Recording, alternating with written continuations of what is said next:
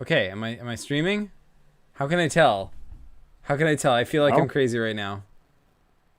All right, you're always crazy. listen, It's not new. takes one to know one.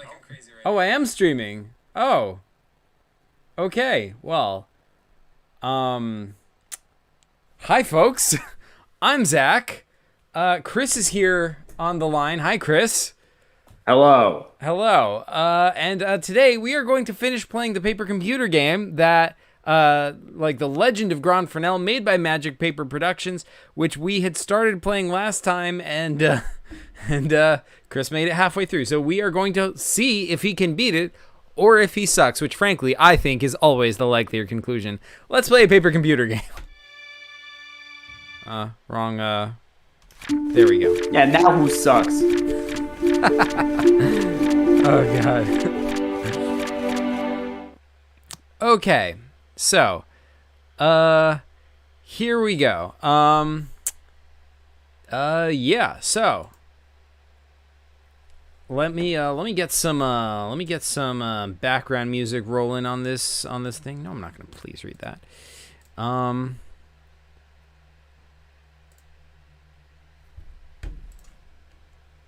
It's loud. Yeah. Hello. You still there? I'm here. Are you there? Yeah. I'm here. All right.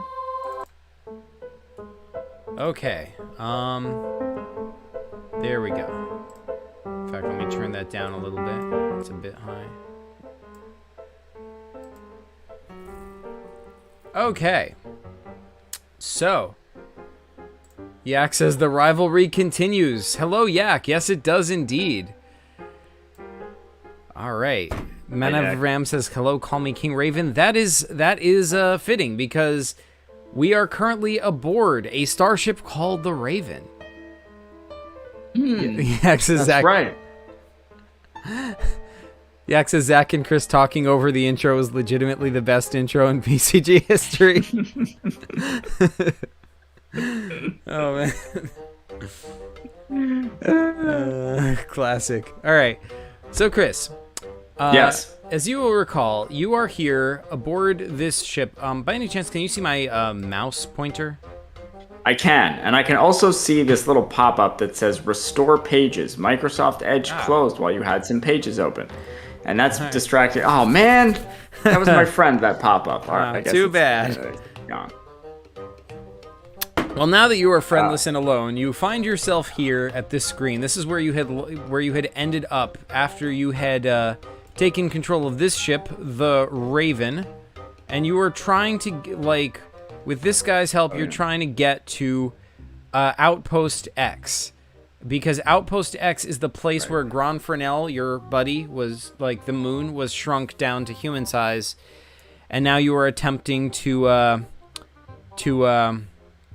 you know, fix him, you know, like make him the correct size again now that you've escaped. That's right. So yeah, you are, like, this is sort of first person perspective. You are approaching this station. What do you do? So this is the first person perspective of me in the ship approaching the station at, what was it, Planet X? Destination X? Outpost X.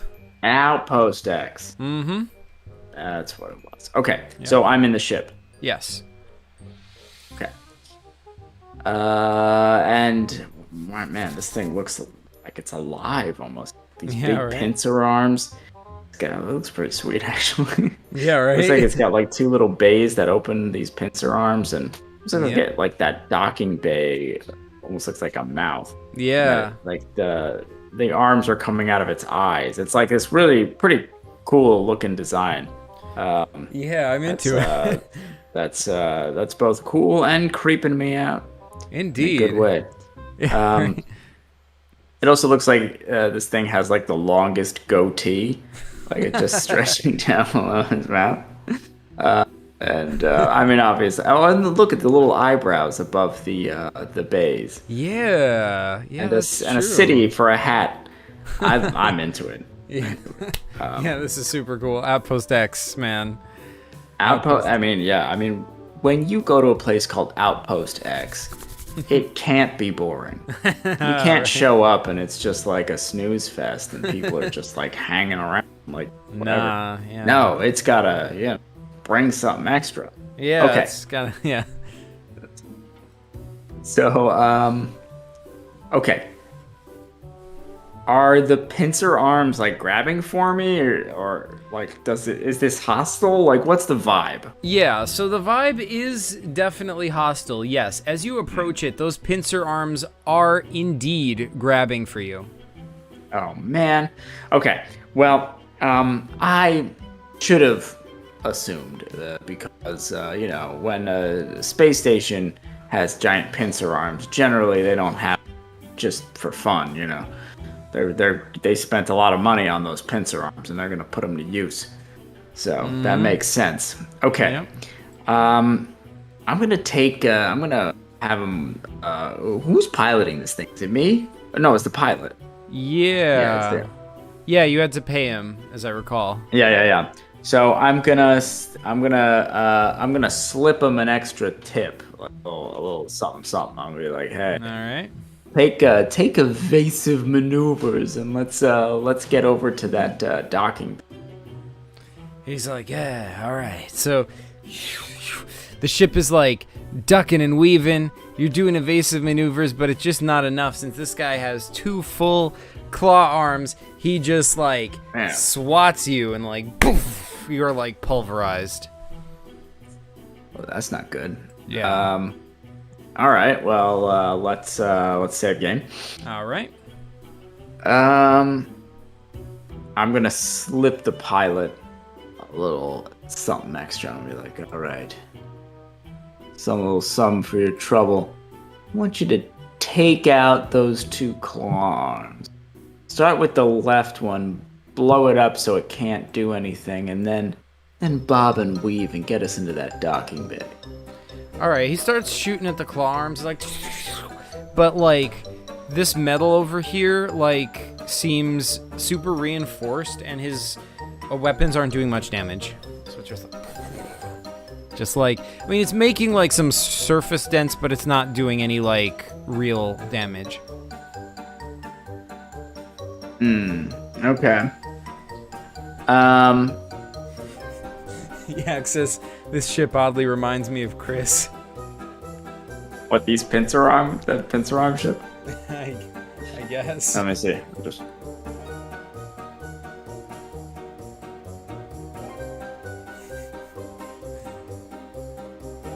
That's my impression of this space station. I don't know if I got it right, but all right, let's see. Okay, but let's try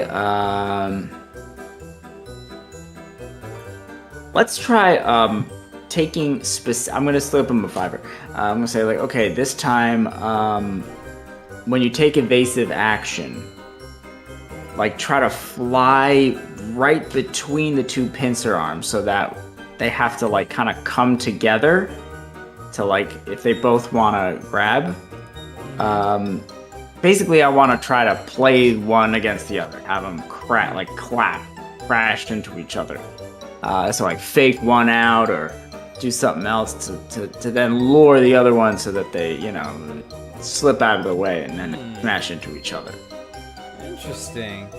All right, so the thing about that is, it sort of works because you're trying to fly right in between his hands or his pincer arms or whatever, and it kind of works because they do smash into each other, but unfortunately, you end up, because they're both pretty fast, you end up being right in between them when this happens.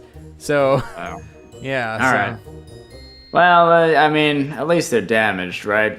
No need to save game? No, okay, save game. Ooh, okay. These little doodads on the claw arms, those little squares, what are they? Those, I would say that those are doodads on the claws. All right, noted. Yeah, so they look They look kind of like, they're a different material than the rest of it, and it looks like you can see, like, there's this wire, like, connecting them to back to the main part of the ship, or the station, rather. Right. Okay. Okay. So, alright, they're impervious to damage, basically. Or can't do enough of it quick enough to matter. They are really fast. They're really deadly. Can't outmaneuver them. I can't outgun them. And they've got doodads. It's a taller. Indeed. It's a pretty big thing. It's gotta be overcome here. Yeah, I mean, it was bad enough on its own, but then when you add in doodads, I know. It's kind of really too much. It's like the cherry on top, the straw that broke the camel's back. Okay. What was, remind me, what was inside this ship, or what was this ship armed with? Is there anything, like, that was going on here? Let me double check. Equipment-wise. Let's see. Like, if there was, like, a rocket boost jetpack in there. That might be something I'd be interested in. Yeah, it's not looking like there is. There's just, like, living quarters inside the spaces you've explored. Like, pencils and stuff. Pencils? It's a far cry from a rocket boost jetpack. It is, yeah. There's not a whole lot useful that you find. All right. What about these other ships flying around? What are they doing? Where are they? What's going on with them? They're just traffic that's, like, coming and going. And they appear to be, I think some of them you recognize as Croden ships. Okay, so it seems like there's, like, these claw arms are going to come after anything that's not one of their designated friendly ships. Right. Okay.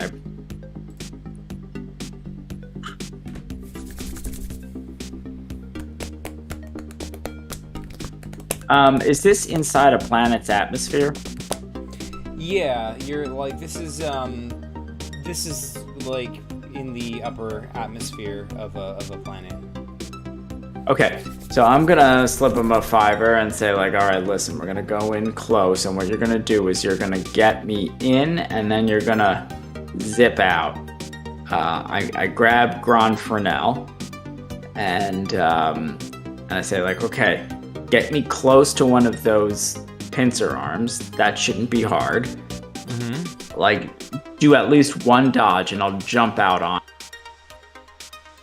You're gonna jump out onto the pincer arm. Yeah. I mean, my hope is that I'm gonna be small, and it's not gonna recognize that I'm there, and with Gron-Fresnell's magic moon powers, we'll be able to clutch on until the arms retract, and then we'll be inside. Interesting. Let me consult my sources.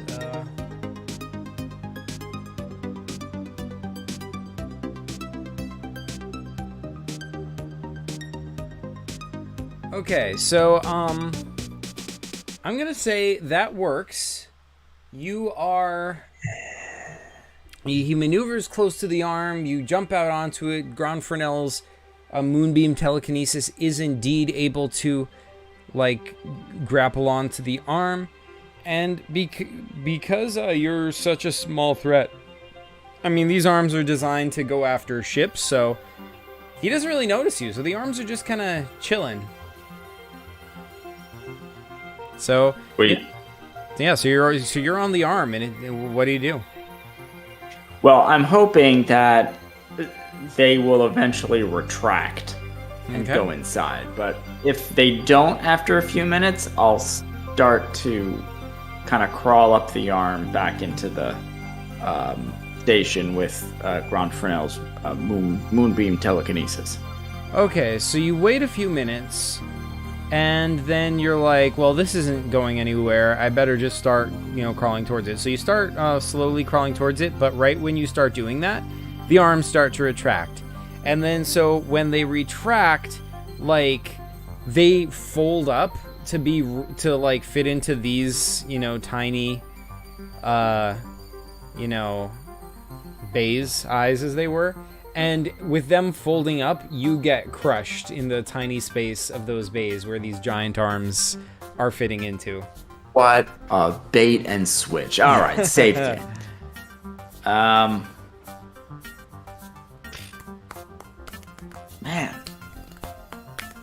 This thing's really starting to cheese me off.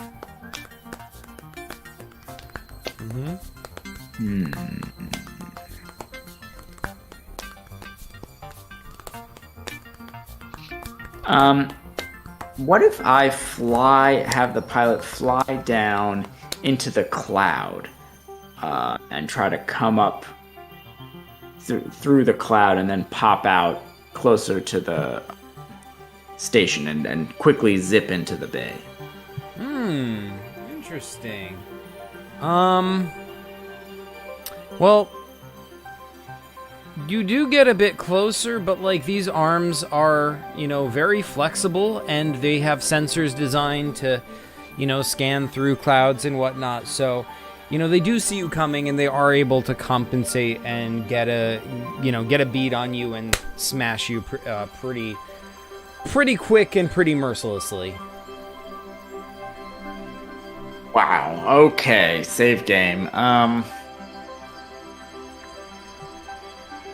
By the way, someone in chat. Sorry, I just want to say someone in chat is asking who made this game, and it is Yak is right. It is Magic Paper Productions, and the game is called Legend of Gron-Fresnell. It's available on the PCG shop, in case anyone wants to download it.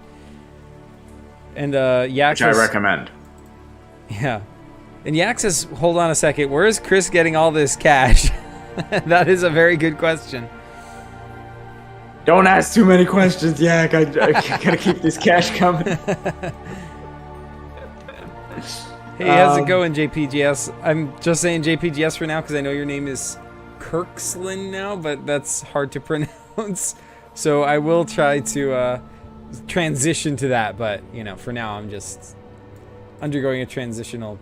Oh, he says it's pronounced Krillin. Okay, all right, Krillin. I can deal with that. Okay. Okay. So that thing at the bottom of the goatee that looks like a bear trap. What is that? Yeah. So that's kind of like it's metallic, and it's a ring around the the bottom part of the station. It seems to be kind of rotating around it, and it seems to be connected to it electromagnetically. Like electromagnetically. Yeah. By magnets. Would there be a different type of electromagnetism that didn't require magnets? I mean, electricity doesn't require magnets. I guess. All right. Okay, I'm gonna try to have the pilot snipe that thing from, back here without trying to dodge the pincer arms from far away and just blast that, whatever that is. All right. And it works. You blast that thing. That thing is smithereens. It falls, and as a result, the whole station destabilizes. It falls over onto its side, and the whole station falls into the atmosphere. And Gron-Fresnell's like, "Oh no, now I can never be restored."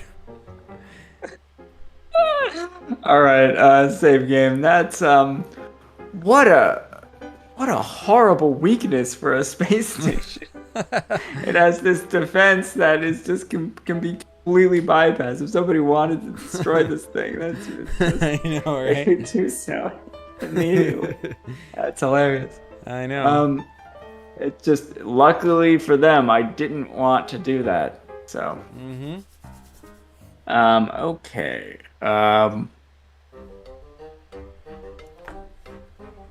Okay, instead of taking evasive maneuver, I'm gonna try to beat this thing purely on speed.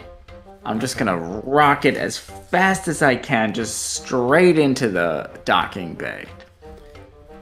All right. Does that work? I'm gonna say, like, I think the arms themselves are super flexible. See how there's like joints over here, like closer to the station, so it can just slam you in between its arms. It doesn't even need to get you with the pincer. So I'm gonna say that it's still able to swat you that way. Ugh, fine. Save game. Yeah.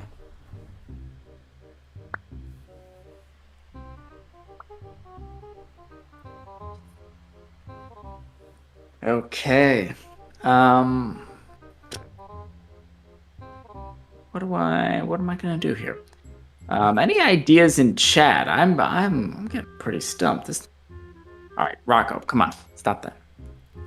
The cat is pulling the laptop screen down. Look at this. You see this?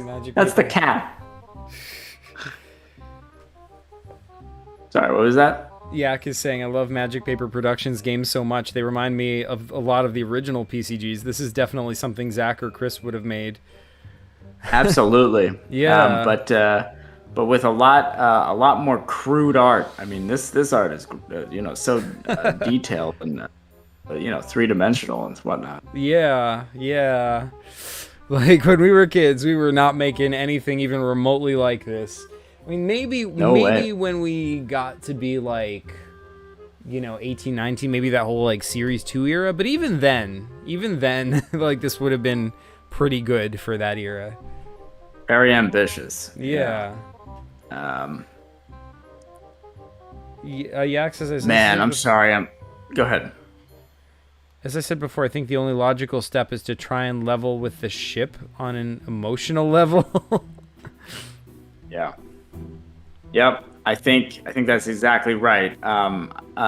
Okay. Let's hail this thing and say, hey, what's going on here?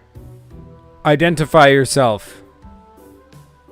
I am Gron-Fresnell's keeper. We're on a mission of peace.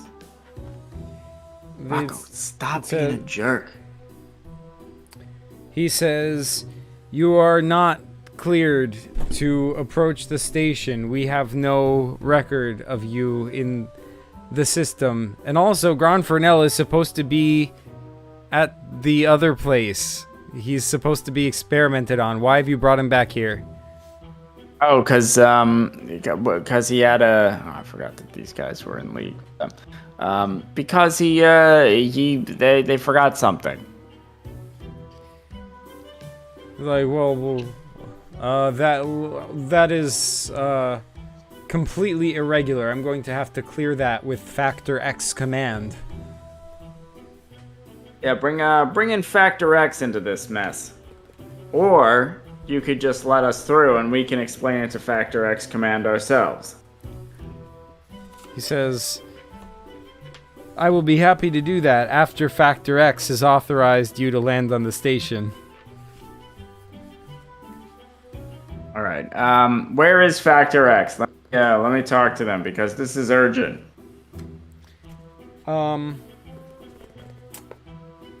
It says, well, if you're a member of Factor X, why don't you contact them yourself? You should already have their frequencies. Man, this space station is sassy. You know it. All right, fine. I'm gonna close the hail. I'm gonna go to the pilot. Like, okay, do we have Factor X's hailing frequencies? You got any of that? You seem like you might have some of that. Are you crazy? You just toasted like half their space full of soldiers, and now you want to talk to them? Well, maybe they don't know that it's me. Says, well, your funeral. I guess, actually, wait, no, it's my funeral, too. All right, well, what do you... I mean, look, So, I don't know, this space station doesn't have too many emotions. It's pretty icy. No. Ow. Yax is just telling me your communicator is fried or something. Yeah, I'll say that. I'll hail him back. Listen, my communicator's fried. It only lets me hail on this frequency.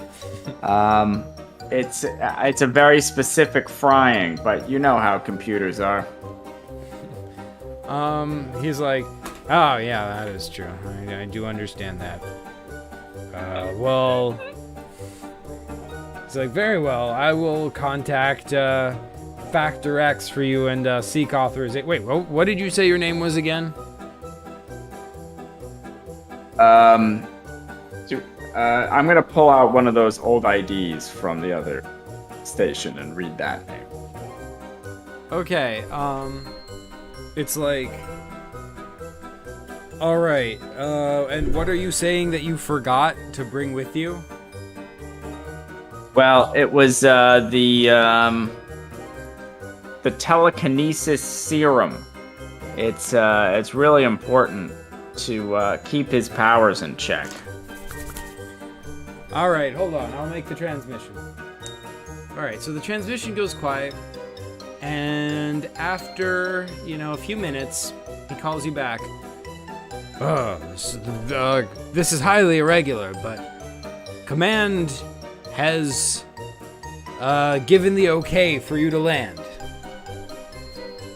Beautiful. Thank you so much for your help, Outpost X. I knew they'd be amenable to this request. Thank you. Just watch yourself. And he signs off. Can't believe that worked. I feel like I'm going into a trap. Oh my gosh. I am fighting a major war on two fronts. One with Factor X and another with my cat.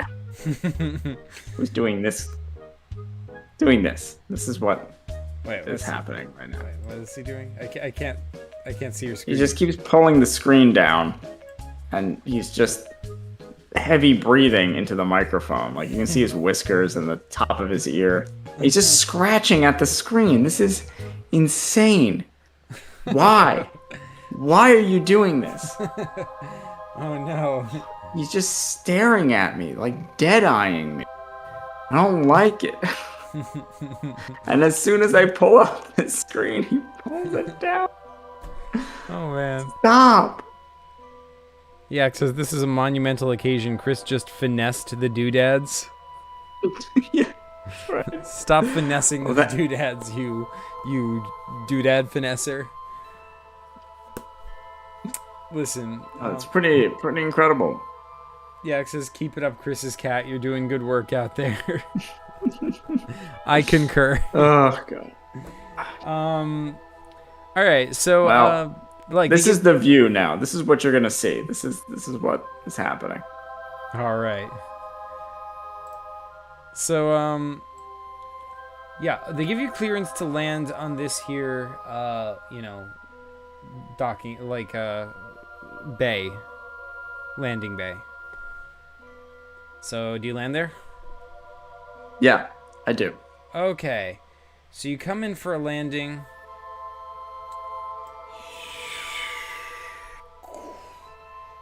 And you land right in here, and yes, there's another ship already here. So, once again, this is a first-person perspective, so, like, this is what you're seeing as you're coming in for a landing. There is a ship here landed, and it is specifically a Croden ship. And, yeah, so what do you do? Oh, this is really difficult. Okay. Again, can't believe that worked. We're gonna see what happens. So the Croton ship is next to us, right? Yeah. And who are these folks in the docking bay? So those are guards. They're guards. Mm-hmm. Interesting. Okay.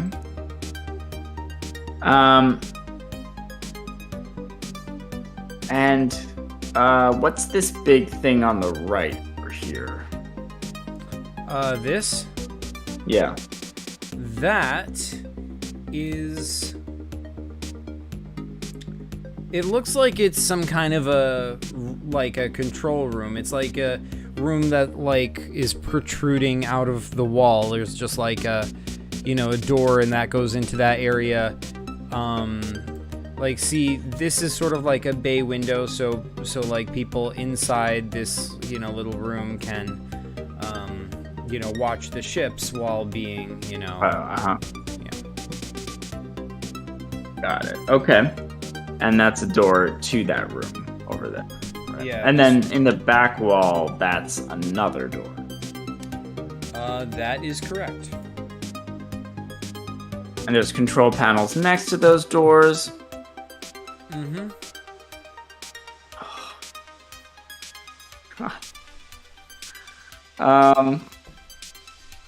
This is a horrible view. Look at this. Stop. I wish I could see what's going on with you. It's just like an attack of a cat. You just see cat paws and like this mouth. Oh no. Underneath his chin. Oh god, it's gross. Anyway, okay. So, yeah, and there's some prisoners with us too, right? Or did they all go somewhere else? Or did we drop them off somewhere? Yeah, they're all with you. They escaped with you, that's right. They're still on your ship. Yeah. Okay. So, let's, can I see if there's people watching in the bay over there? Okay, let me see.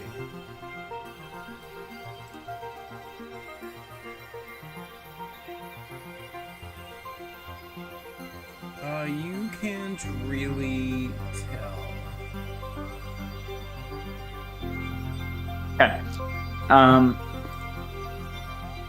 Well, we're just gonna get out. Actually, I should say, from what you can see through the window, it looks like you don't see anyone from your vantage point, at least.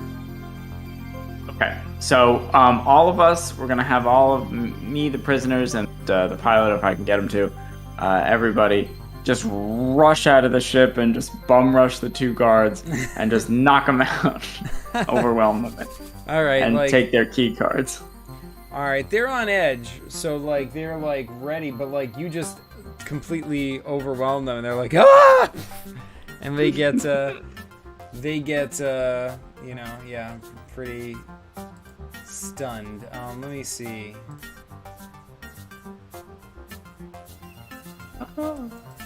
Looks like they don't have any key cards on them. What? Yeah, I know, right? No key cards? Yeah. What kind of guards are these? Are there people? Can I see now if there's people watching? Are they calling the guards? You still don't see anyone. Okay. Let me go to the control panel on the far door. The far door? Okay. Yeah, does the door open? No, the control panel says, sealed from the control room. Oh, okay. Let's go to the closer door. Okay, that one says access code required. And, T5 says he can probably hack it. Oh, T5 was the co-pilot robot? Yeah, that's right. Okay, yeah. Please. All right, T5's like, and he like interfaces with it, and door opens.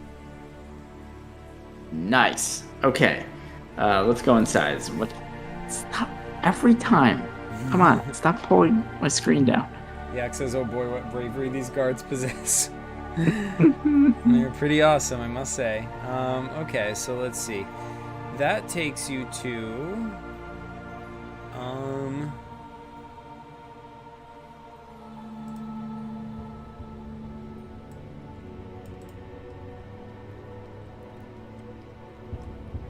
Okay, close your eyes for a second. I think I'm gonna have to scroll past some other screens that... Yeah. Alright. I'm looking away. Wait. Actually... Never mind, you can look. Oh, look at that. Mm-hmm. Yeah. So, yeah, you are here.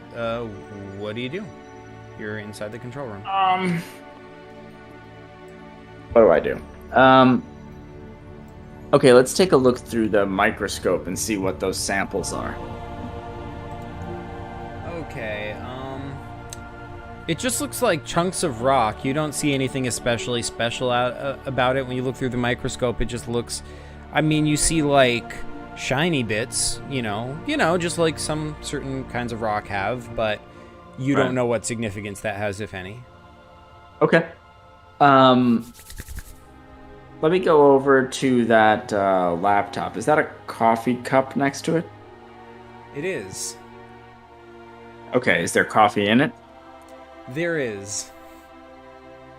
I'm gonna hold my hand over it. Is it hot? It's like warm. I'm gonna take a sip. All right, it's tasty. But like, how warm is it? It's warm. Like, I mean, it's been cooling for a while. It's like just like you know, it's above room temperature still, but you know, it's been out for a little bit. Yeah. Okay, and then what's that little plaque to the right? Is that like a name on it or something? It's yeah, it's a little plaque that says geonumerical code below. Oh, what's the code? That's all it says. Oh, okay. So geonumerical. Looks like there's lots of shapes below that, so maybe that's it. Mm-hmm. Big square, 3 small circles, 2 small squares, 1 medium circle. Mm-hmm. What is that? 9 small squares, 3... Well, I guess in between circles and then a triangle. I have no idea what any of that is, but it's a lot of things. Mm-hmm. Let me go over to the laptop. What's going on there? Is it on? Yeah. It's like prompting you to give an access code, which is just like a string of numbers. String of numbers. Okay. Well, I'll try 1321931. 1321931? Yeah. All right. It says access granted. Kuching. And it says what? On the first try? How is that possible? Yeah, I think this is a PCG first that I've ever gotten a puzzle on the first try. It could have happened, but I'm saying that. I think it's a first. I know, right? I think I deserve $1 million. I don't know, Seriously, I was not a expecting giant that. trophy. Woo. All right. Yeah, Yak says, just out of curiosity, have either of you played Animal Crossing at all? I haven't. No, I not really. And I know. I feel like I played. By played, I mean somebody gave me the controller once and was like, "This game is great," but like you have to like play it for a while to actually get into it. So I played for like 5 minutes at someone's house, and I was like, "All right, I guess." Yeah, Like, yeah, walked away. exactly the same situation for me. So. Yak says, what are the chances? This is PCG. This is really making history. Really is. It really is.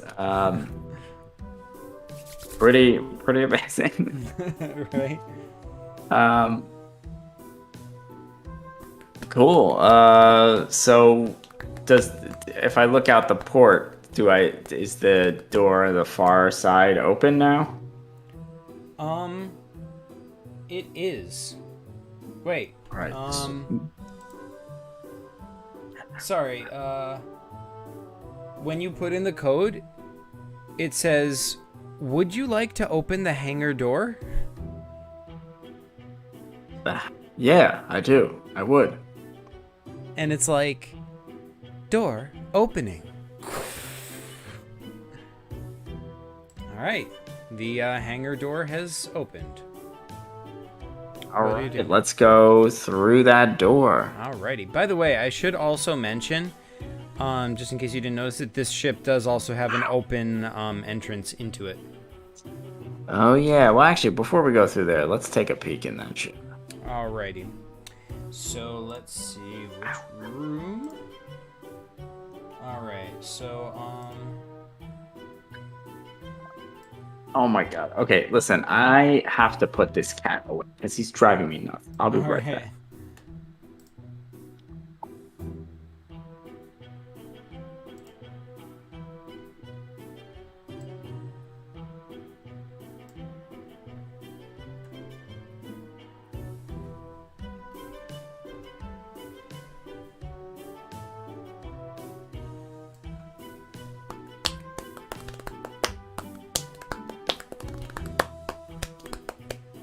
Maybe I should put up the be right back thing.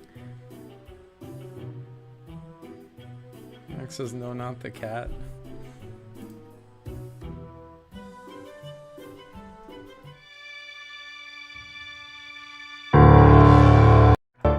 No worries. It's a problem when your cat wants dinner after he ate dinner. Yeah. Real pain. Thinks he's hungry. Anyway. Yeah.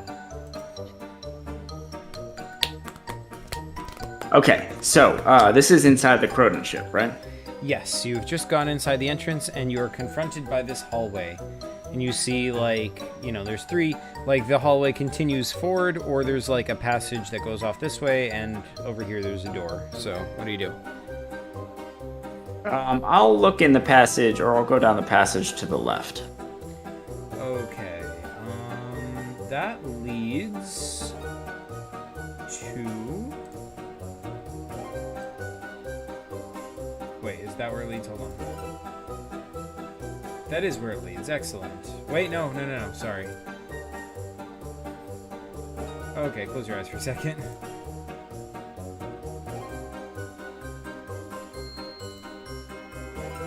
Okay, you can open your eyes. It leads here.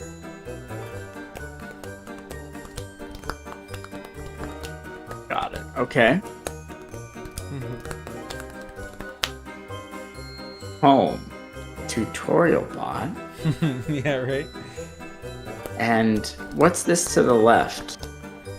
That is a console with a TV.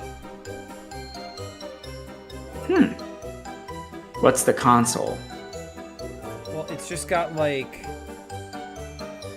a button on it. I'll push the button. All right, on the TV, you get like a 3D view of the ship that you're in. Like the whole thing, like a map?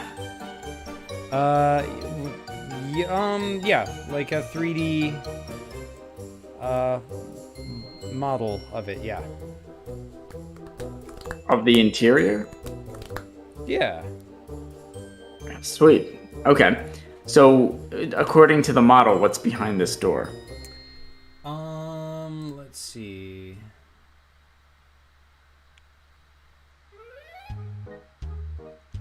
Wow, wait, hold on a second. Let's see. Hallway 2, storage room, so then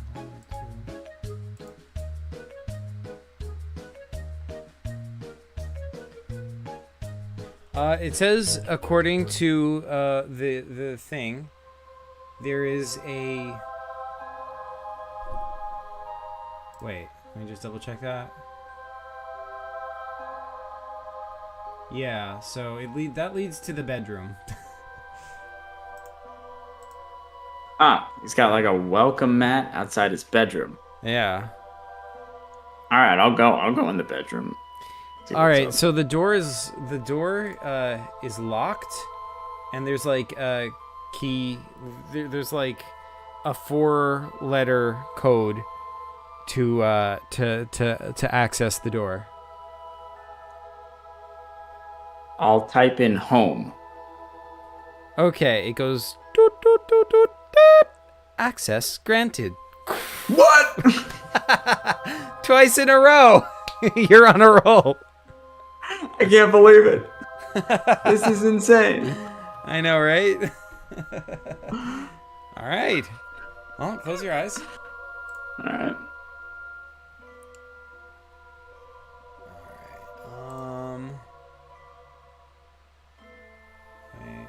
Wait. No, I think I passed it. It's here somewhere. Dang it, these screens. Oh, here it is. All right, you can open them.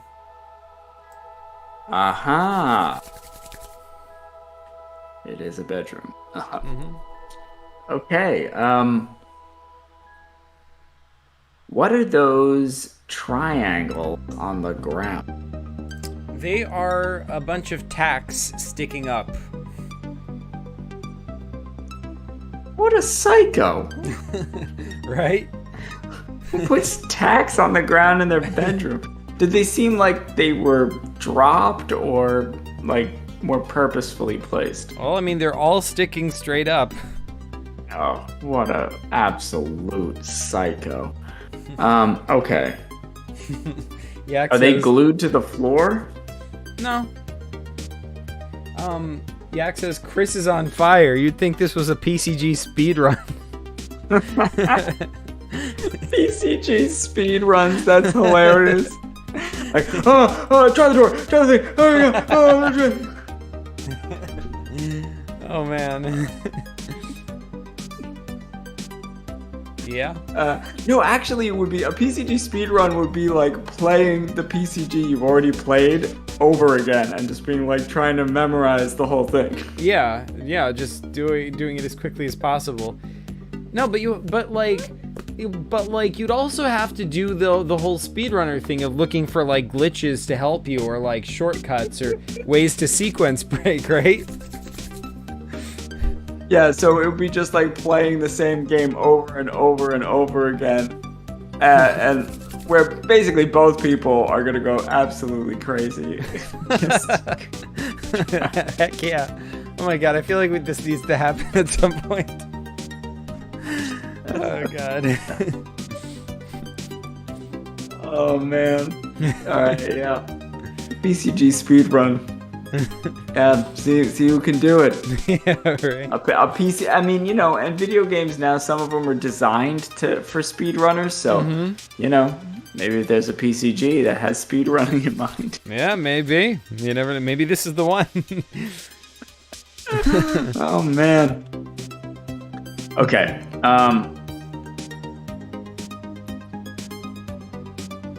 I mean, and what's up with these I mean, like, there's so many mental problems happening here because, like, why would you stick them all up in your bedroom by the foot of your bed, like, where you would step, and just in that spot? Like, it's not defending against anyone, it's just creating a hazard for yourself. Like, what are you doing? That's a very good question. I am so concerned for whoever. Like, this is even more terrifying than walking into somebody's place and they just have, like, animal bones everywhere. This is disturbed. I don't know if I go that far. No, because with animal bones, it could be like, a ritualistic, like your animistic religion or something. This is pointless. This is absolutely depraved. Oh, man. I mean, like, it's not even that it's a paranoid person, like, leaving tacks, like, as defense. It's that it wouldn't even work for defense. No. It's like there's just no point to it. It's not effective for defense, but it's enough that, like, you'll eventually step on it. Yeah. You're just going to be careless one day, Oh, man. Something crazy. Anyway, well, that's cursed, that area. I'm gonna go to the opposite end. What's this window-looking thing with this ladder-looking thing? So, that is a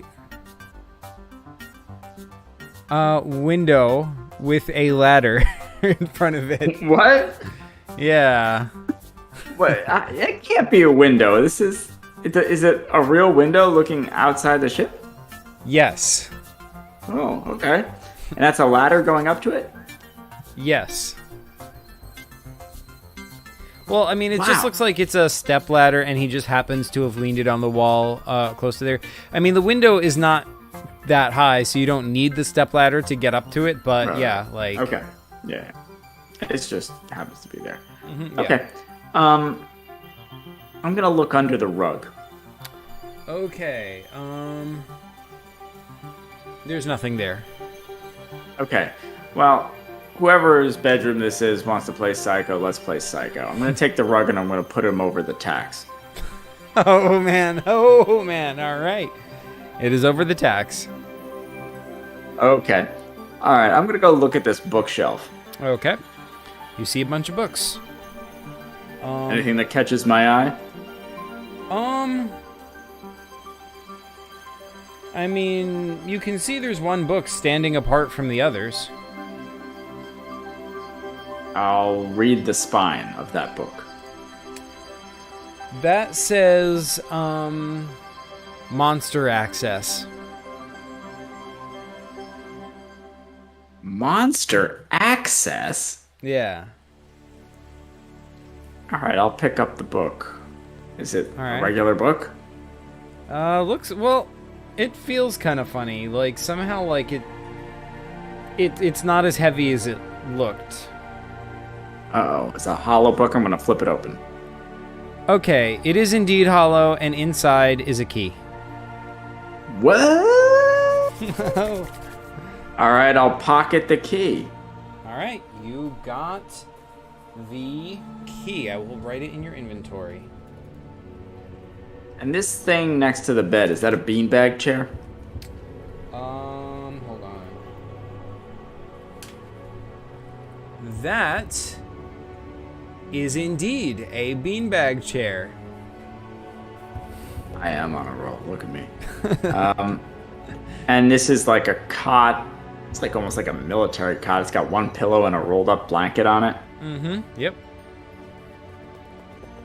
Okay. Here's what I'm gonna do. I'm gonna take the pillow. Okay. I'm gonna put it on the foot of the bed. All right. I'm gonna take the blanket.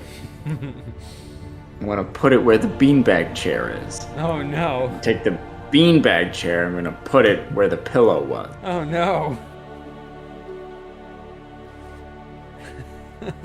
You monster. Yak says, rug on the tax. That's genius. The absolute speed on this man is unmatched. He identified a beanbag? Look at him go. This is madness. No. I know. It's like I'm gifted. What can I say? Yeah. Yeah. Well. All right. Cool. Well, I got the key. I'll take the step ladder with me. Okay. And yeah, let's go back into the hall. All right. So close your eyes once again. Mm-hmm. All right. Okay, you're good. You're back here. Actually, I guess you'll go back further probably. So close your eyes again. Sorry. You are back here. So you previously explored this way to the left. So where do you go now? I'll try the door to the right. Okay, so the door to the right. All right, that door opens, and that leads. I close here. my eyes. No, you're good. That opens here. Aha. Whoa. Is that a door behind at the end, or what is that? I can't quite see the top of that. Sorry. That. No, it just looks like that's what's on the wall at the end. Oh, it's like a picture or something, or. I think it's just like, pipes and, like a higher platform with more pipes or whatever. It's just, decorative doodad or like stuff that does stuff, but not that you have to care about. Got it. Okay. Is this a crate with a cage on it with like a little critter inside? Yes, indeed. It appears to be a creature. Wow. And, I'm gonna go over to it. I'm gonna say hello. It's like, it goes... Can I see what it is? It's a weird alien creature. It's got, like, claws and legs, and it's kind of shadowy in there, so it's hard to see too clearly. But definitely it's a, diminutive little creature with, like, sharp claws, and, it's furry and, whatever. Well, I may live to regret this, but I'm gonna unlock the cage. Okay. With the key that I found in the book. Okay, so the key that you found in the book works. And... Alright, so... the creature, like, comes out, and at first it's, like, very affectionate and glad that you, let it out. But then it realizes that it is also very hungry, and so it eats you. What? Safe game. Yeah. Yeah, like, that was honestly your fault. If you're gonna release a creature, you should, at least feed it first, so it's, like, not... Yeah, wow, sure, yeah, that's on me. It's just, like, it's a tiny little thing. It just ate, like, 3 times its body weight. Yeah. Okay, I'm gonna open the boxes to the left of it. Is there any food in there? Yeah, there's, particularly, like, this box over here, when you open that one has meat inside of it. Okay, so I'm gonna take a pile of meat, and I'm gonna... maybe 3 times its body weight worth of meat. And put it in the cage. Alright, the creature eats, and it is, like, stuffed and happy. Okay, I'm gonna unlock the cage. Alright, it comes out, and yeah, it's just, like, very affectionate, like, ew, ew. It's like thanking you for letting it out, and then now it's just, like, wandering around with its big, eyes. Okay, I'm gonna try to herd it along with us to try to see if he can stay with us. my hope is that the next time it gets hungry, I can point it at someone else. Okay, well, and it'll eat them. the thing about that is that when you try to hurt it, the creature kind of gets confused because, like, the sounds you're making are not the sounds that it is expecting to hear. And so it, like, you know, just does the opposite of what you tell it to do. And, like, instead of hurting you with you, it kind of, like, just walks in a random direction. Okay. So then maybe I won't try to direct it, and maybe that'll be the right. I don't know. Maybe it'll just want to come along on its own. Yeah, maybe. Or not. All right. So I'll go back to the hall. Okay. So you are back here. You've now explored the left passage and the right passage. All that's left is the front passage. I'll go front. Is that weird critter with me or no?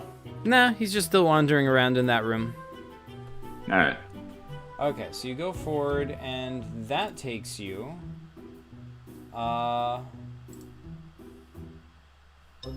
That takes you... Wait, what?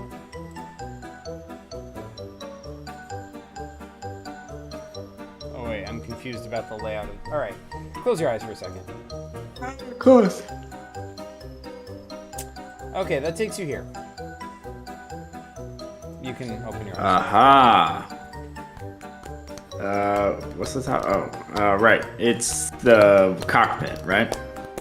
Yep. Well, this seems very useful if we need to escape in a plane. Indeed. But I don't want to leave yet. Yeah. Can I open that hatch? Which hatch? You mean like the one over here? Yeah. So, the compartment is locked. I mean, it looks kind of flimsy, but it is locked, so you can't just open it. I kick it in. All right, you kick it and it breaks. And inside you find a whistle. A whistle? Yes. All right, sweet. I'll take it. Alrighty, adding it to your inventory. And how about in the other, opposite cubby hole? Is that empty? Yep, empty. Okay. And I'm assuming the rest of this stuff is dials and knobs and stuff for flying the ship? Correct. Okay. I'm gonna go back the other way. Well, I guess, I'll peek in on the little critter, but see what he's doing, but then... Alright. You peek in on the critter, he's just wandering around the room like... I'll say, don't follow me, critter. It's confused by what you're saying because it doesn't understand those sounds. So, yeah, like it just like it turns its head to the side in confusion. I'll blow the whistle. The creature goes, "Woo!" Like now it understands what you're trying to say to it. All right, come on. All right, it follows. All right. Okay, let's go. Let's leave the ship. Okay, so you leave the ship. You are now outside of the ship. I'm gonna walk over to the door, the open door at the end, which I opened before. Before I do, I'm gonna go to the one of the knocked out, or both of them knocked out. I'll pick one of the knocked out guards, and I'll go. You're sick. All right. Well, he doesn't respond because he's knocked out. I know about the tax. He like stirs in his sleep. He's like, tax, safety. Safety. Ugh, this guy's nuts. All right, let's go to the door. Alrighty, you're going to the door. By the way, Yak says, I hate to be that guy, but I think all of us have been waiting for Feud 2, the sequel to the world-renowned Feud. I think it's prime time to finish this debate. True. I can't disagree with that. Okay, we gotta get on that. Yeah. Alrighty, so you get to the door, and that door goes to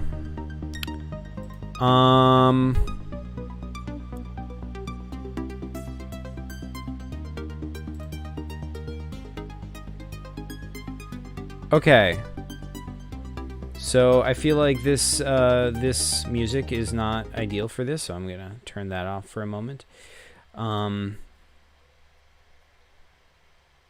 Okay, so wait, so hold on. I just need to I'm confused. Like there's a screen that like isn't in the script. What? Yeah, so I don't know where that's supposed to okay, well I guess we're just skipping that screen because the script has nothing to say about it or where it goes, but okay. Oh, cool. Yeah, all right. Yeah, it was this screen right here, this hallway with the door at the end of it. That just doesn't appear in the script at all. So, all right. Yeah. All right. So anyway, that takes you here. And what? Yeah. You get there. Wow. Okay. Yeah, it's a bit more medieval than you were expecting, isn't it? Yes. Huh, looks like a museum. I know, right? Yeah, it says, oh no, not a secret. Sorry? Is that suit of armor moving? Is that a person or is it just like a suit of armor? Okay, hold on. Let me do this properly, all right? Listen, as you enter, you feel a little unsettled, like something's not right. But you get rid of it as you look at the sheer perfection of the room. You notice the pattern on the floor is moving you forward, but it feels nice. You start losing your balance and fall forward, but somehow you're standing up again.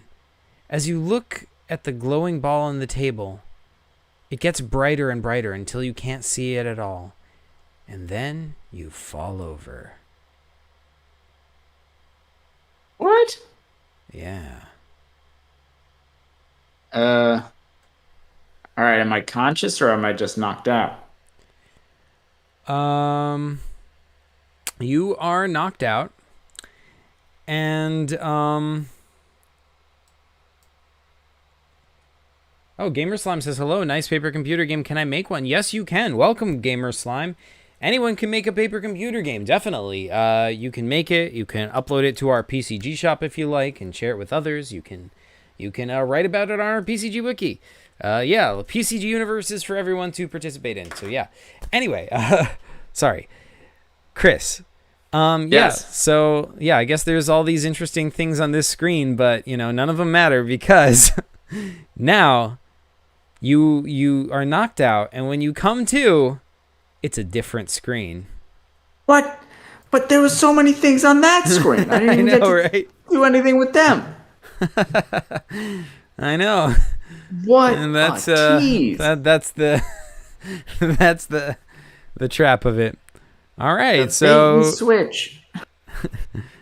And I can't believe that was the room right off of the docking bay. They just have like this medieval museum knockout room. Yeah, right. Well, hey, that's PCGs for you.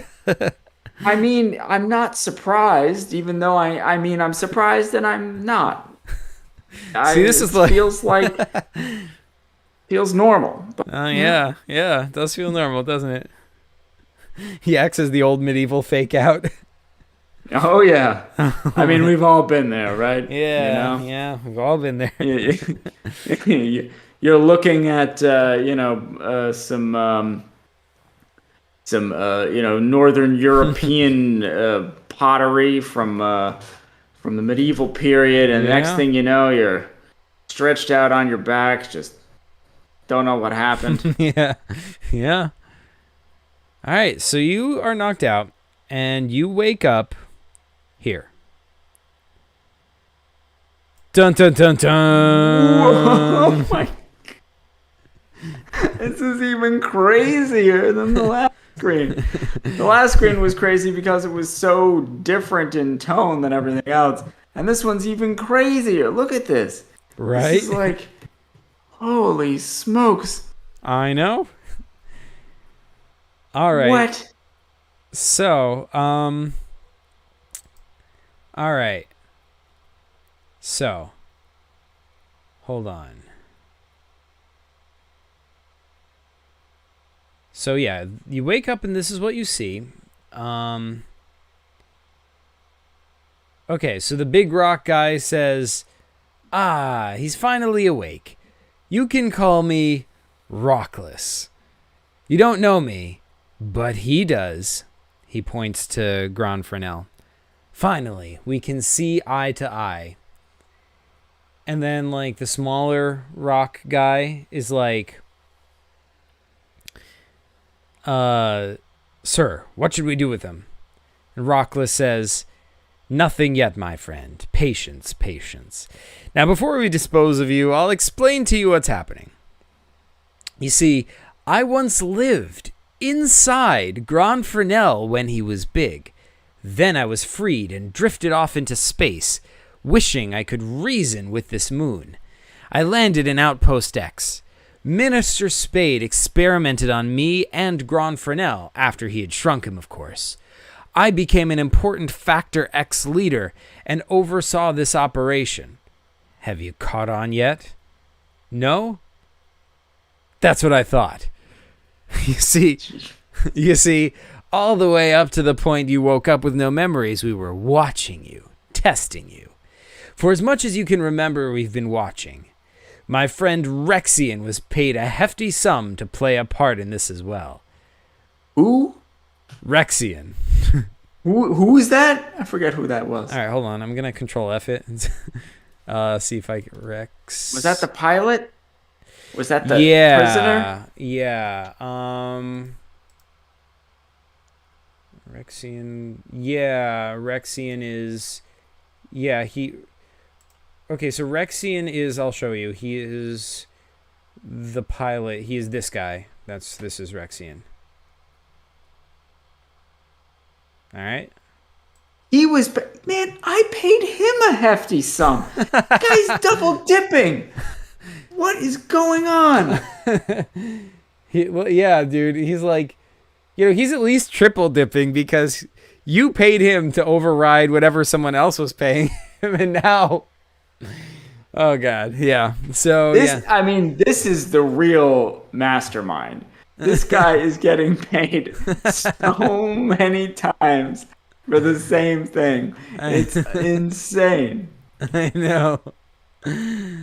Yes. Okay.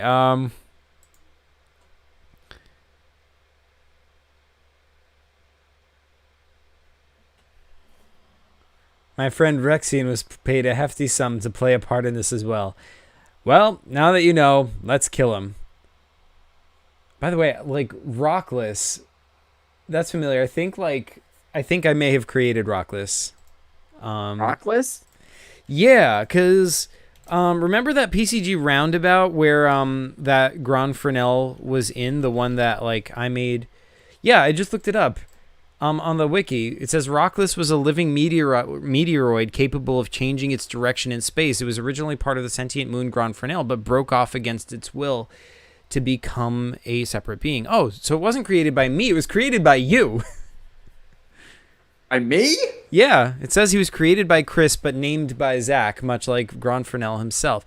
So, oh, okay. So Rockless was like remember in that roundabout with Gron-Fresnell, you made a game where you were like a Dap Fox or something like that, and there's like a Oh yeah, the meteoroid. Dwap Fox. Yeah. Yeah. And there's like a meteoroid that changes direction and chases you, and it has like an angry face. Oh And yeah. that was Rockless. Wow. That's blowing my mind. This is incredible, and it's also very worrying because up until this moment, I had no memory of that whatsoever. So that's, I guess I gotta go see a neurologist or something. But okay. So when you say Rockless, that's the guy who's got a chunk out of his head and who's got like the little electricity in the middle. I think that The big maybe. I think that guy chained up to the middle. I think that's Gron-Fresnell. I think Rockless is like. That's him there. Yeah. Yeah. One of these Okay. dudes. Yeah, for sure. Right. So Gron-Fresnell, they broke a chunk off of him. Yeah, that makes sense because I'm over there and we were both knocked out, so they haven't Yeah. captured again. Yeah, exactly. And those two guys on either side, are those their noses or are they cranks or what are those sticks coming out of them? I'm not 100% sure, but you know, they look really familiar. I feel like they might have been from my PCG from that same roundabout. Let me double, cuz like let me see. Dang it. Um I was not smart enough to put pictures of it on the wiki. Dang it. But okay, I think they are Gotta the get guys those I created. pictures. Yeah, I think they are the guys I created for that. Like, I think that was after you left because like your game was like you're near Gron-Fresnell and there's like a moving meteoroid like that changes direction and chases you or whatever. And then my next game was the prequel where you're inside Gron-Fresnell's mouth and there's like that meteoroid before it broke off. It was a part of Gron-Fresnell, and that's Rockless. But then also nearby, there were like two little guys with like little guns inside Gron-Fresnell. And I don't remember 100%, but these guys remind me of them. So I think it might be them. Okay. Cool. Yeah. Wow. This is an amazing game. Yeah, right? Wait, Yak is saying stuff. He says, I don't know if you guys have ever said this, but I'm eager to know nonetheless. What is your favorite PCG besides Balzac? Whew. Wow. Oh, that's a tough one. Yeah. I don't know. I mean, because they're all different flavors, They're Yeah, all different yeah. experiences. It's hard to rate them, but of course that's a cop out answer. Yeah. You gotta have a Yeah. you gotta drill in. I feel like sometimes your favorite ones are just the ones that happened at a certain time or that were like very that's true. specific to a moment or something that just happened to stick with you. I will But say, now that I'm saying that, I'm not thinking of. I will don't say know. What about you, Zach? one that comes to my mind immediately is Ghosts. Mm. That's like I definitely like up that there. one, yeah. Ghosts is really good. Like that game was like it was funny, but it could also be really creepy, and it had like it introduced like it turned something which is common folklore and everyone knows about ghosts, but it made it interesting and developed this whole mythology around it that you could kind of explore, and all these interesting characters and the mystery to it, but also the mythology of it like just made it so much fun. Really good game. Yeah, I did have a ton of fun making that and playing that, so I put that up there as well. Yeah, But yeah. that was a really fun game. Yak says I'm partial towards the Zuvac game Zach made, but oh yeah, that was fun too. But Inventory Guy comes in at a close second for me, mostly because it introduced me to PCGs. Oh yeah, Chris, remember Inventory Guy? Yeah, was that because I threw down a challenge to you? I was like, Yeah. you have to make a game. I dared you to make a game that it wasn't, and you twisted it. I was like, you have to make a game where the only way you solve puzzles is with the inventory. Like basically like Yeah. really boiling it down, like not, because we had gotten, crazy or experiment, like there's no like anything else. It's almost like an old school game. Like you have to just use the inventory. Yeah. Oh yeah, well, here's a game that's just the inventory. You are an inventory. Yeah. Um, Oh I man. I feel like yeah, that one was actually no, that's a great call out. Actually, I think I had that was one that I played, and Yeah. that's probably the one that I had like the fondest memories of playing because of the towards the end I was able to mess with that top, and I don't remember exactly what happened, but I remember laughing a lot about Yeah. whatever was happening. Yeah, you were like, going like hiding inside people's pockets, like taking the things in their pockets and then making them, calling people and just pranking people, like. Yeah, it was just pranking it. Yeah, that's what it was. Yeah, I was just going completely off script. That was fun. Yeah, Yak says Rockless is such a creative name. What other amazing mind could have birthed it? I know, right? I'm a genius. What can I say? Um, Yak says Rockless. Yak says Chris's amazing ability to recollect his own characters is astounding.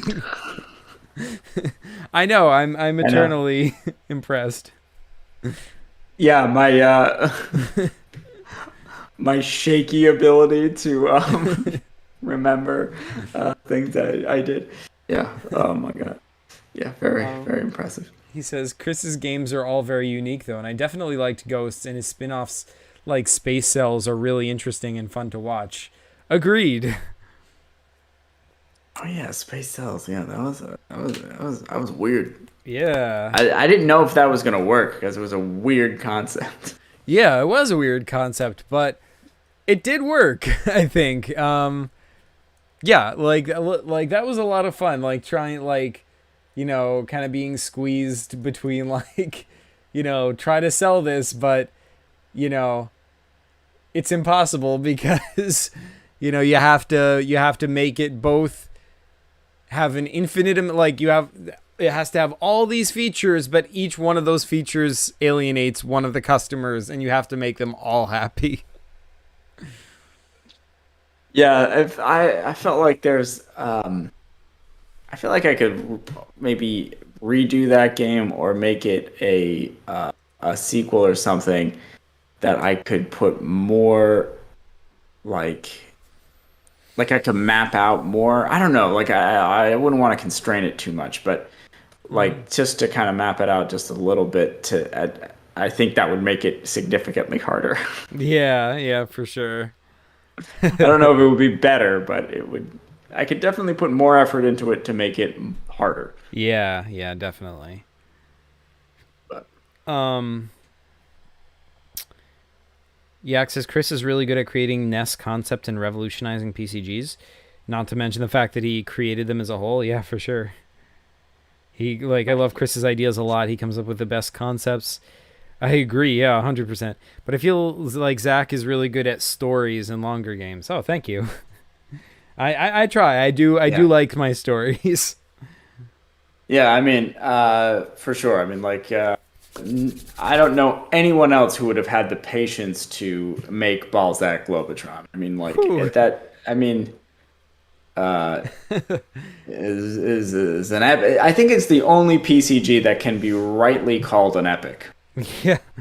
The the Ben Hur of PCGs. Yeah, thank you. I I still don't know how or why I did that, but there you go. It is yeah, I'd say that's accurate. And it's in the Guinness Book of World Records. Indeed. What would be interesting? This is something we've never done. And now I'm just thinking of it at the time. Zach, Yeah. if we collaborated on a PCG and had someone or whole community or folks from PCG community play it. Oh shoot. That would be awesome. I think I think we did collaborate one time, but it was only for like a super short PCG, and we like spent like 2 minutes on it. But Yeah, I'm sure it happened, but like for like a proper game, like it doesn't have to yeah, be super duper long, but like something that you could say like, no, this is a full game. It's I got a whole arc, and yeah, the thing.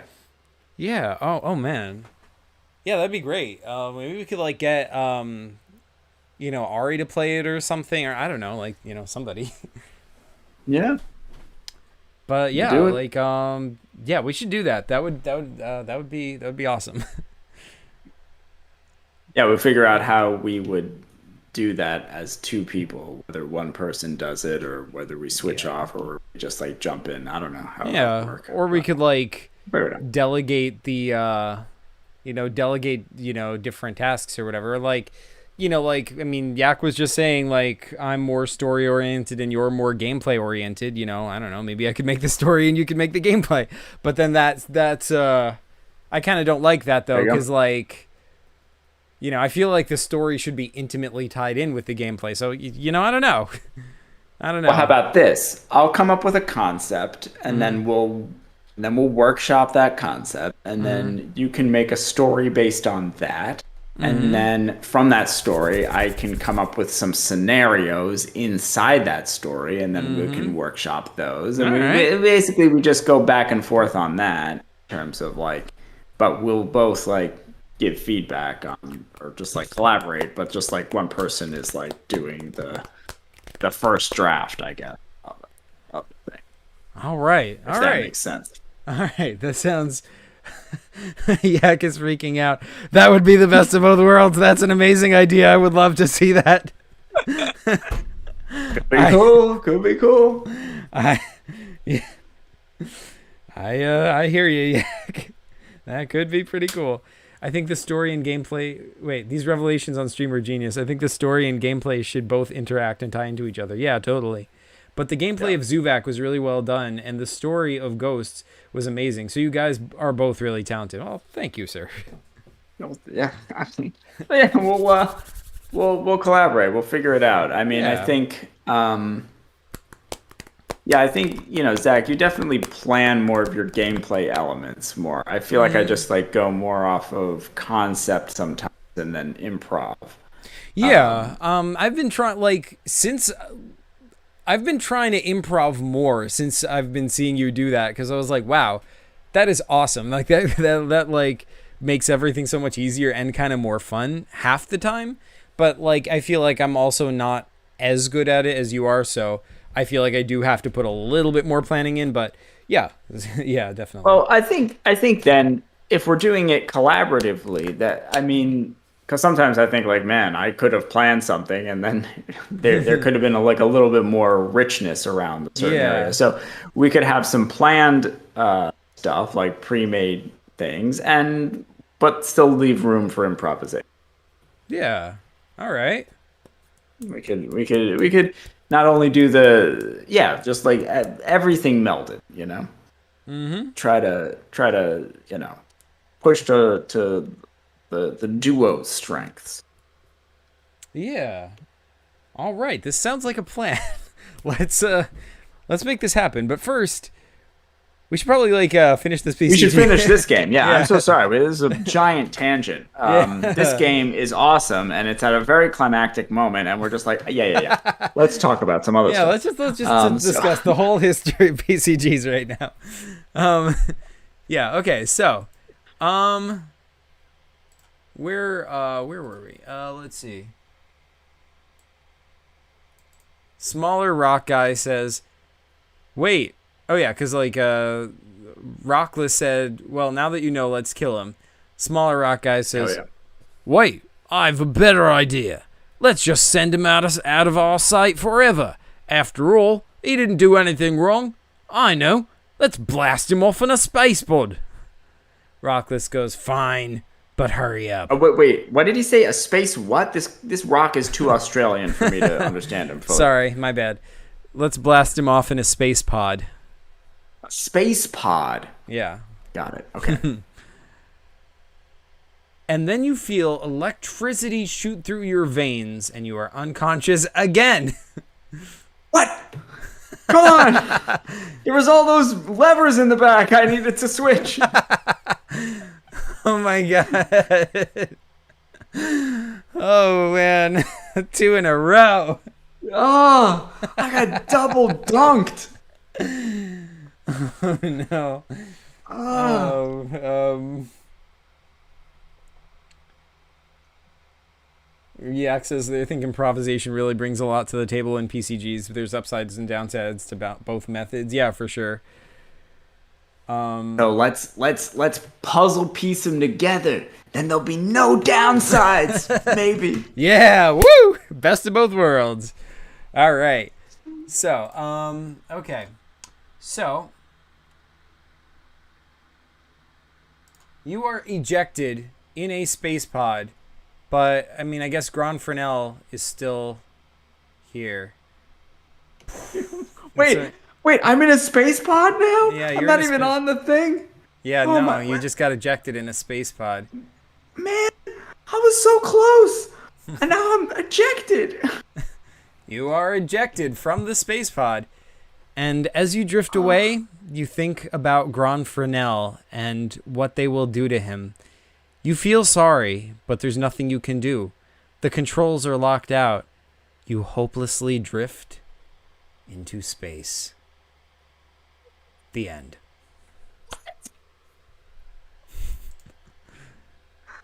Horrible. Oh, that's...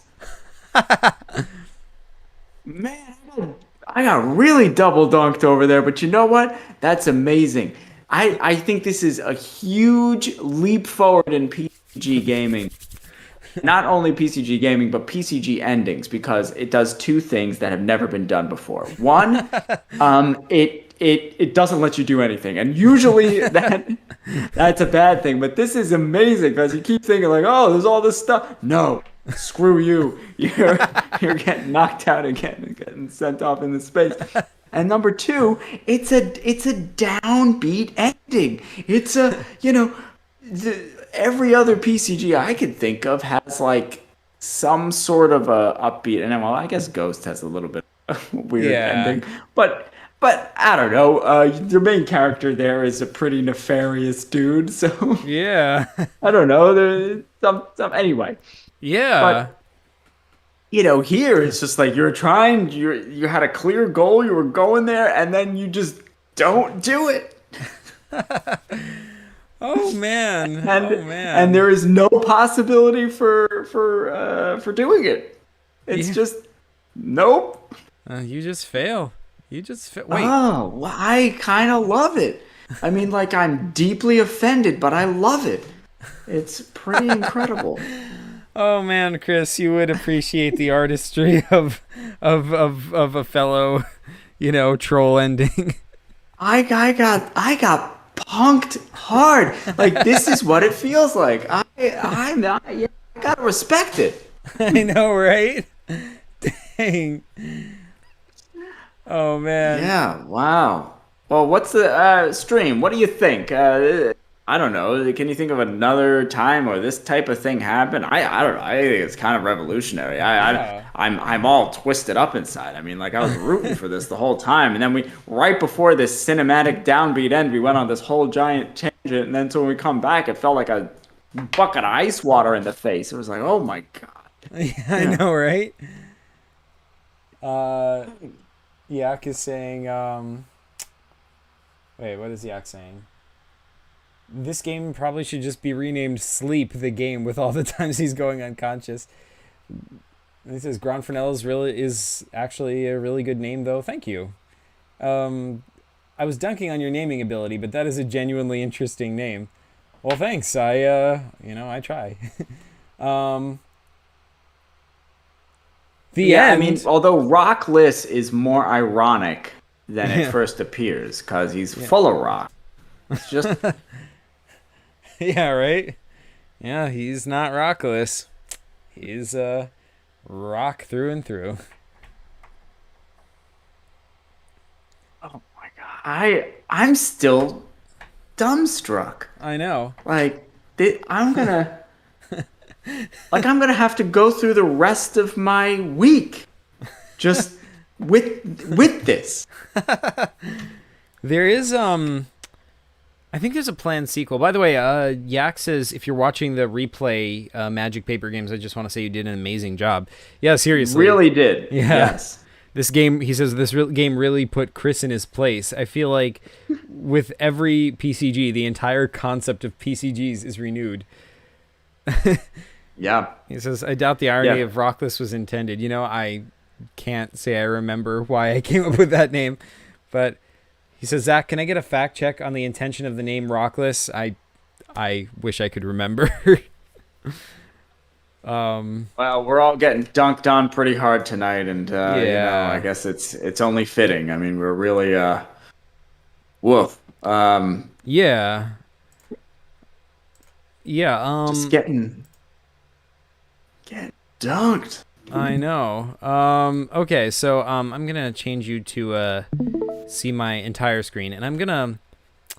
Because, there is a planned sequel to this game. I'm not sure if it's out yet, but let's see. This is called... Well, I mean, if there was no planned sequel, I mean, that's kind of a gangster move. But, I mean, I am very curious to find out what happens. So yeah, indeed. I prefer the world with the sequel. Yeah, definitely. Yeah, so this game is going to be called Alien Trek, the second game in the Steve series. I'm not sure if it's available on the PCG shop yet. I don't think that it is. But when it comes out, we'll have to play it because this is... I mean, how can we end? I mean, I'm just going to be... what? You know? Yeah.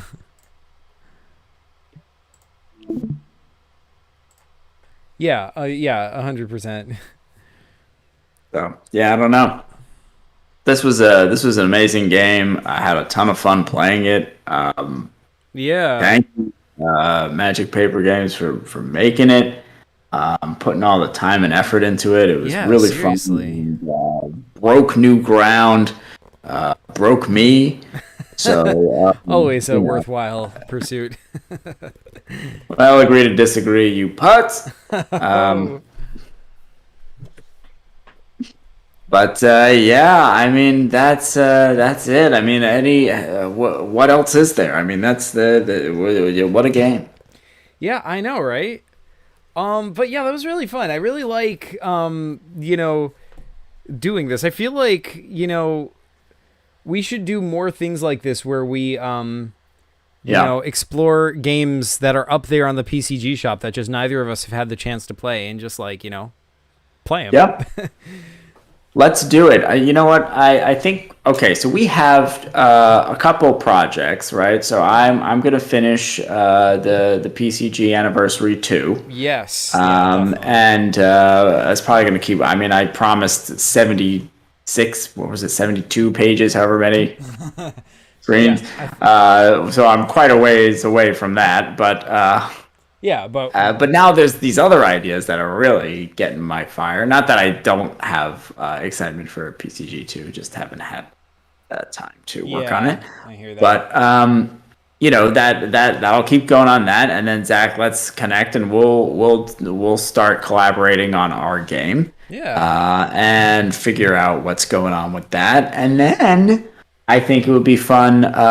So I think the next game that comes out in this series, you should run for me, and we should continue that. Agreed. But then maybe there's another game in the PCG shop that I could run for you. Oh yeah, that would be good too. Yeah, I'm into that. That could be fun. Yeah, totally.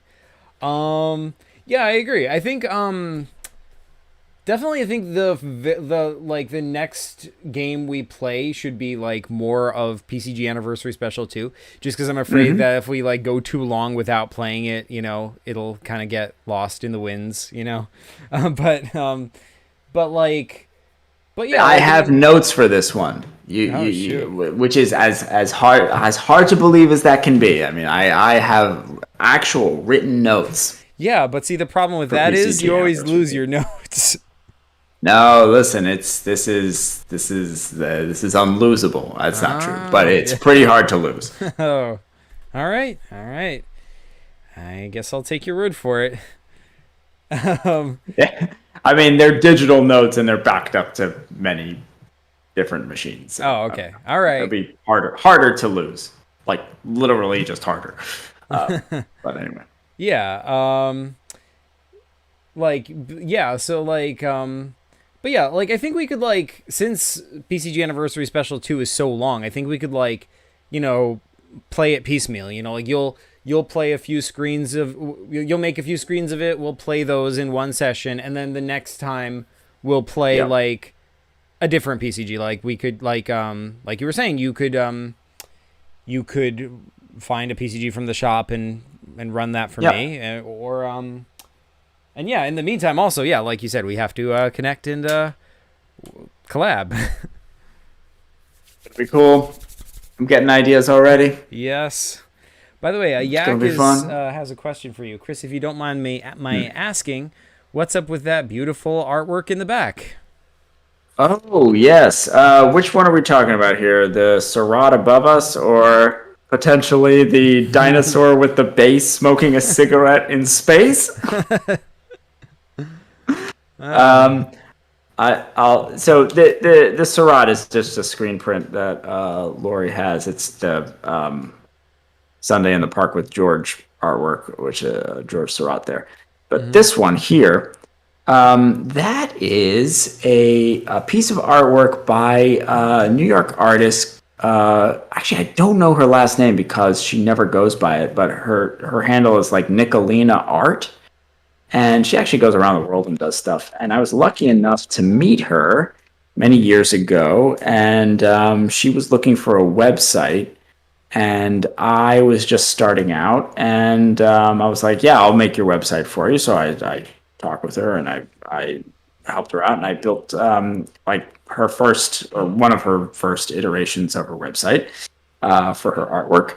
And, you know, she's an artist and so doesn't have a ton of money. And I was just starting out and I was trying to, you know, establish myself and try to get some skills.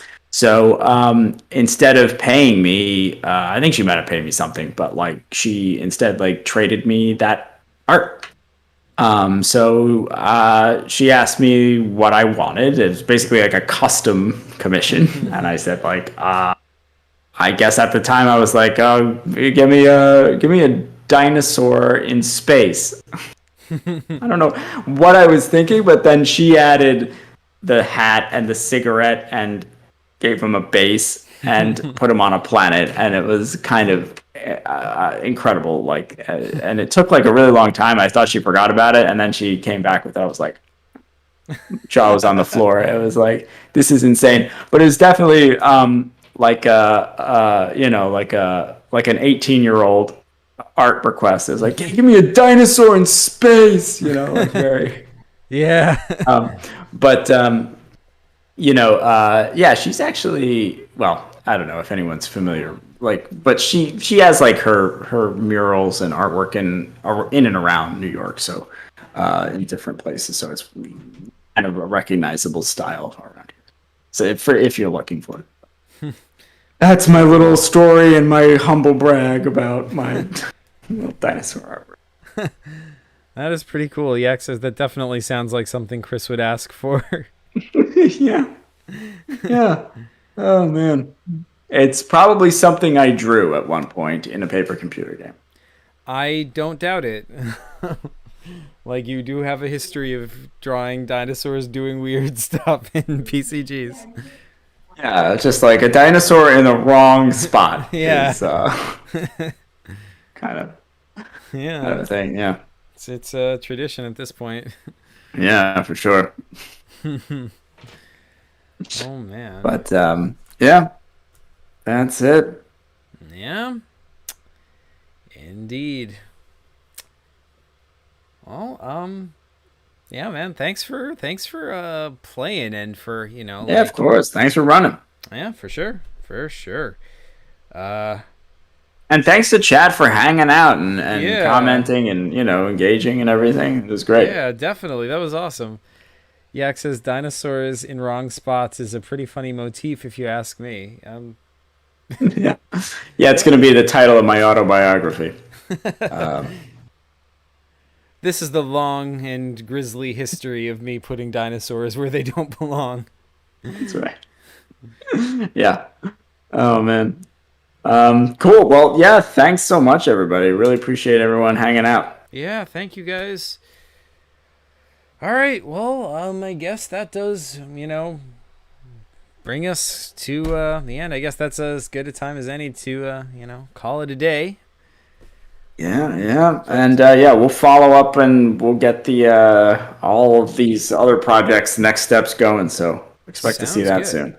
Yeah, definitely. I myself am pretty psyched for that. So Yes. looking forward to it. All right. Sounds good. Thanks, Yak. Have a good night. Bye, all. Bye, everyone. Night, Chris. Night.